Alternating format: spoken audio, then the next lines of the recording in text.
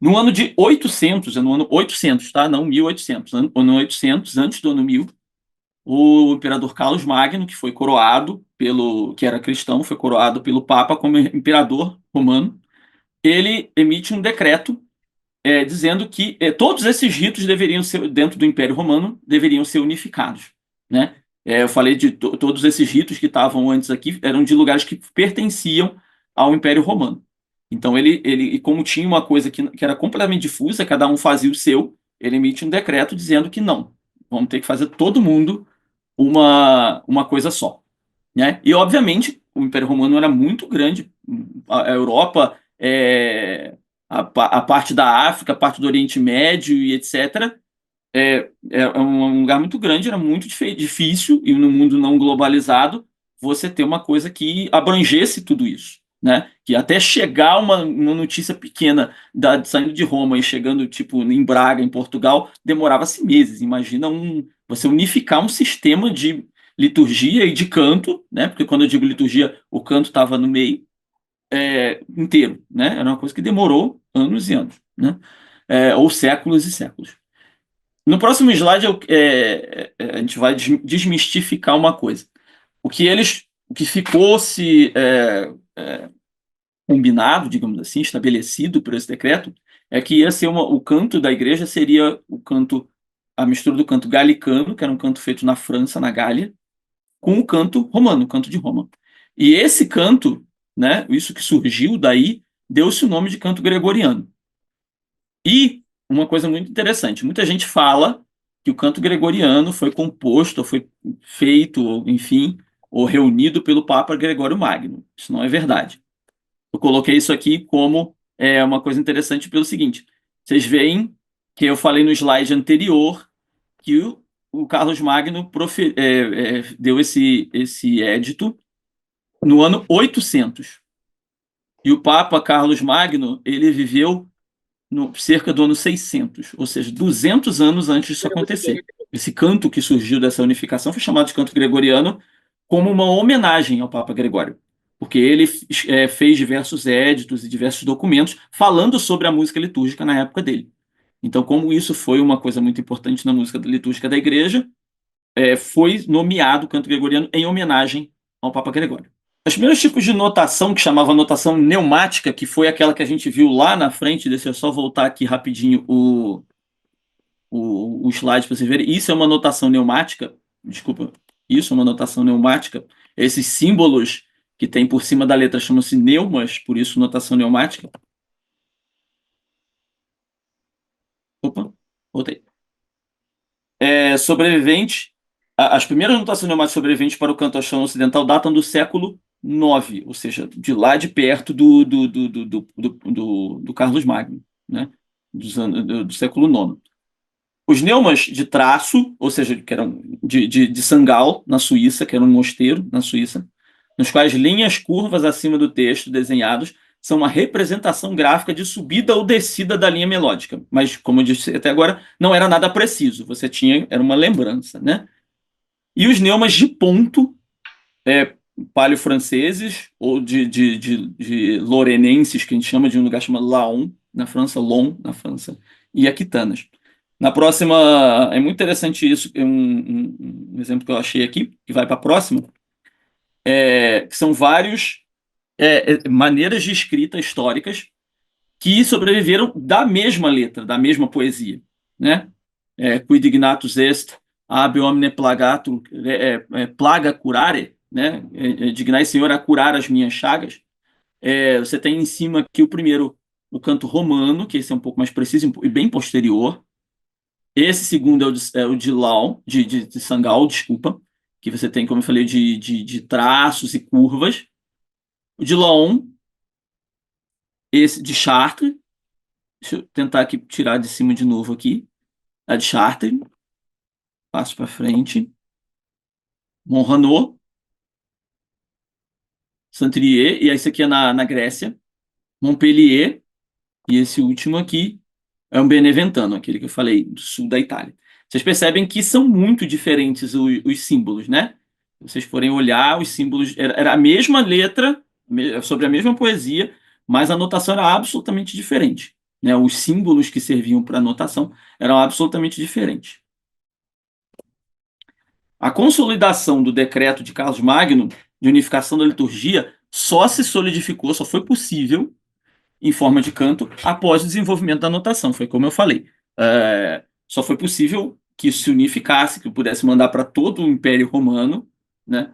Depois que alguém se desenvolveu uma maneira de você escrever isso e que todo mundo fosse capaz de ler a mesma coisa.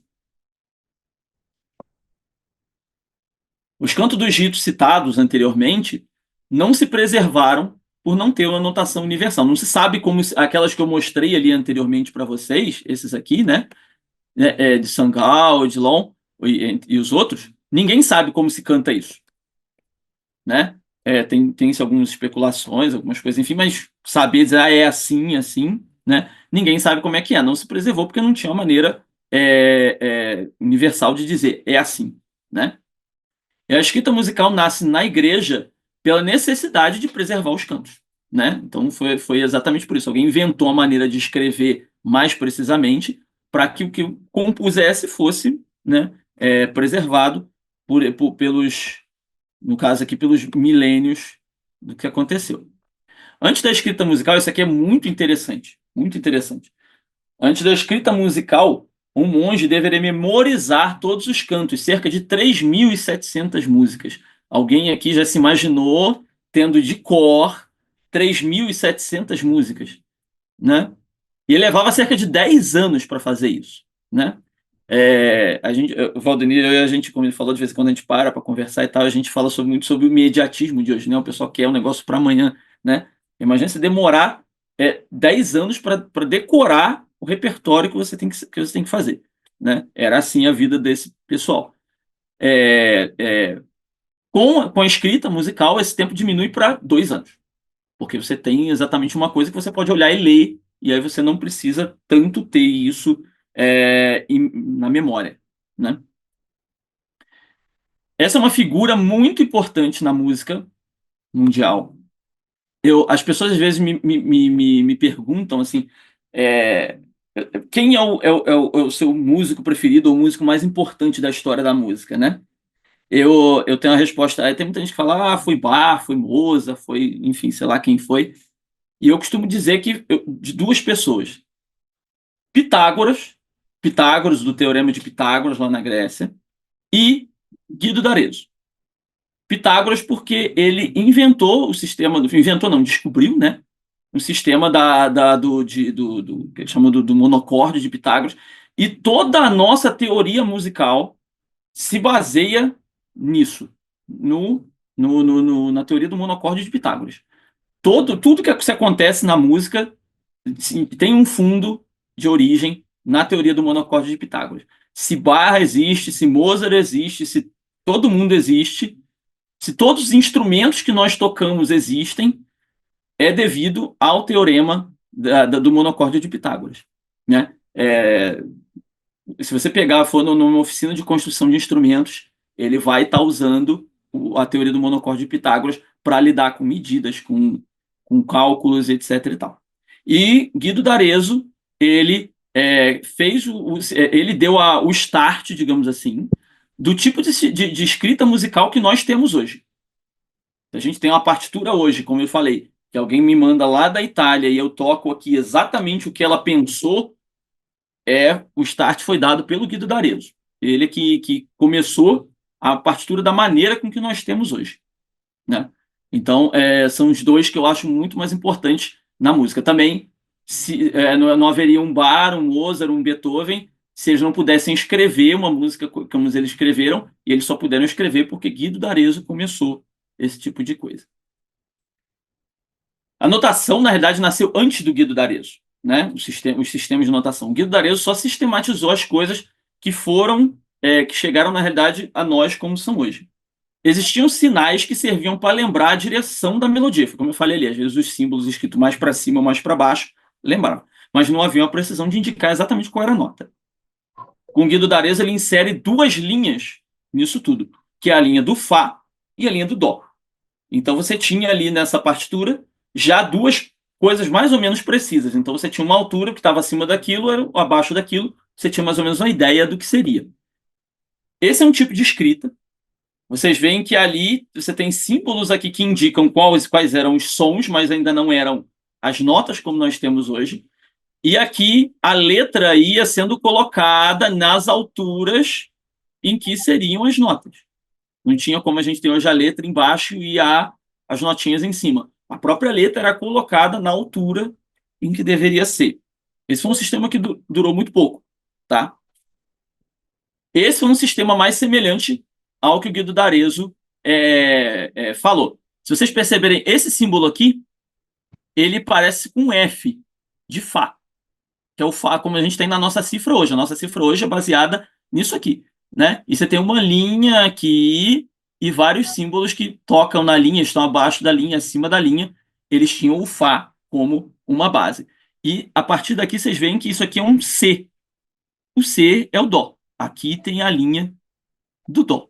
Provavelmente está apagado, porque isso aqui é um escrito também do século décimo primeiro, né? Então está meio apagado. Então, tinha uma linha aqui que indicava que era nota Dó. Então, eles tinham um Fá acima e o Dó abaixo. E um sistema muito interessante que o Guido d'Arezzo também inventou, que era a chamada mão guidoniana, que era a mão, né, em que cada falange do dedo era uma nota, com altura e tudo, né? E era interessante que isso era usado para mostrar para os cantores, né? Deixa eu tirar aqui um pouquinho, tá todo mundo me vendo? Para mostrar cada falange, e o regente do coro ele ficava apontando a falange da mão, do dedo, né? E mostrar para ele qual era a nota que ele deveria cantar, né? Imagina que loucura isso, né? Mas enfim, era uma coisa. Devia ser, ao mesmo tempo que era uma loucura, devia ser meio divertido também. Deixa eu voltar aqui. Enfim, eu sempre penso, quando eu vejo esse tipo de coisa, que parece meio louco, assim, uma parada meio muito difícil de entender e de fazer, mas você pensa que isso era uma prática deles, né? Da mesma maneira que a gente tem a nossa prática da leitura da nossa partitura, da nossa cifra, das maneiras com que nós escrevemos hoje, e para a gente é comum, corriqueiro, fazer isso, esse tipo de coisa que para nós é estranho, para eles era comum e corriqueiro, né? Era coisa que as pessoas eram musicalizadas assim, e desde o início, enfim, as pessoas aprendiam dessa maneira. Antes de eu prosseguir aqui, uma coisa bastante interessante, alguma pergunta de alguém aí? Tiago, Sim, eu vou fazer uma apreciação claro. mas eu acho melhor mais para o final, senão eu vou cortar teu raciocínio, porque você está mostrando uma trajetória detalhadamente. E eu Tá. vou falar no geral Uhum. com você sobre, porque música é uma forma de expressão da alma Sim, claro. Uhum. e a palavra Uhum. é uma forma de expressão. Uhum. Eu estou vendo aqui que a música teve vários idiomas. Sim. Assim como nós, seres humanos, na palavra usamos vários idiomas. Uhum. E eu estou vendo que a música, para que o ser humano do mundo todo pudesse se entender musicalmente, o trabalho que você está apresentando é uma busca de uma notação universal. Uhum. Isso acontece na ciência. Sim. Então, a ciência, eu acabei falando, Não, pode falar, fica à vontade. a ciência. Então, eu digo o seguinte: existe o verbo musical, Uhum. a pronúncia musical, existe o verbo científico, e existe o verbo da pintura, e existe o verbo das palavras que a gente usa para se comunicar. Então, no verbo científico, existe o idioma da física, Uhum. o idioma da química, que, como são universais, porque são extraídos direto da natureza, Isso. os químicos conseguem se entender com os físicos. Uhum. Inclusive, os É, físicos. inclu- Existe a notação física, sim. existe a notação química e a física consegue conversar com a química, porque é tudo extraído do mundo físico, da natureza, a partir de experiências reais. sim. Eu estou vendo, pelo que você está apresentando agora, que o verbo musical ele tem vários idiomas Uhum. e que ele caminha para um idioma só, ou que se existem ainda de idiomas diferentes, que eles consigam conversar entre si para a gente para que o alemão consiga conversar com o índio, Uhum. Exatamente. Uhum. musicalmente. Sim. E fazendo uma analogia aqui com a Torre de Eiffel, o mito da Torre de Eiffel, né? Que o ser humano quis chegar a Deus e aí Uhum. começou a construir uma torre. O professor vai gostar disso. Começou a construir uma torre, né? E aí, para Deus punir aquela pretensão, jogou lá uma maldição aqui. Esse Deus não é meu Deus, que meu Deus não é amaldiçoar, não é de amaldiçoar, não. Mas na história, né, no mito, Sim. Aham. cada ser humano saiu falando um idioma diferente e a Uhum. humanidade passou a se desentender a partir dali, vieram as guerras e tudo. E aí, nas minhas reflexões, eu vejo que nós ainda estamos assim. Temos Uhum. religiões diferentes, temos idiomas diferentes, temos pensamentos diferentes, porque nós não conseguimos viver por conceitos de vida universais. Uhum. Então, o que é amizade para você não é amizade para mim, são coisas diferentes. Então, Uhum. a minha amizade com você, eu vivo de forma diferente da que você vive comigo. Então, a Uhum. gente, ser humano, pelo menos na palavra, Aham. não conseguiu universalizar e por isso a gente não consegue se entender. Agora, o interessante é que pela música esse entendimento foi buscado e está sendo encontrado nas ciências também. Por Uhum. quê? Porque lidam com aspectos físicos que são reais e que a gente pode experimentar, palpar, testar e criar em cima dessas coisas. Era isso. A sua fala está me inspirando a fazer todas essas reflexões dentro da ciência que eu estudo, que é uma metafísica, que se chama Uhum. logosofia. Quero te agradecer. Aham. Uhum. Eu que agradeço pela reflexão, muito profundo, muito interessante isso que você falou. É assim, eu gosto muito de física, né? Não que eu seja um físico, mas eu leio muito, enfim, procuro saber muito sobre essas coisas. Eu tive uma experiência uma vez muito interessante que assisti um concerto meu lá em Tiradentes, o Marcelo Gleiser, não sei se vocês conhecem, um físico brasileiro que mora nos Estados Unidos, é professor na universidade nos Estados Unidos. E ele foi falar comigo depois, eu costumo brincar que foi o papo mais nerd que eu já tive na vida, né? Porque a gente começou a entremear um papo que envolvia música e física e natureza e não sei o que foi uma coisa incrível, assim. A gente estava fazendo cálculo no guardanapo do lugar onde a gente foi tomar café depois. Foi muito interessante essa comunicação que a gente acabou criando, baseado nisso que você falou, né?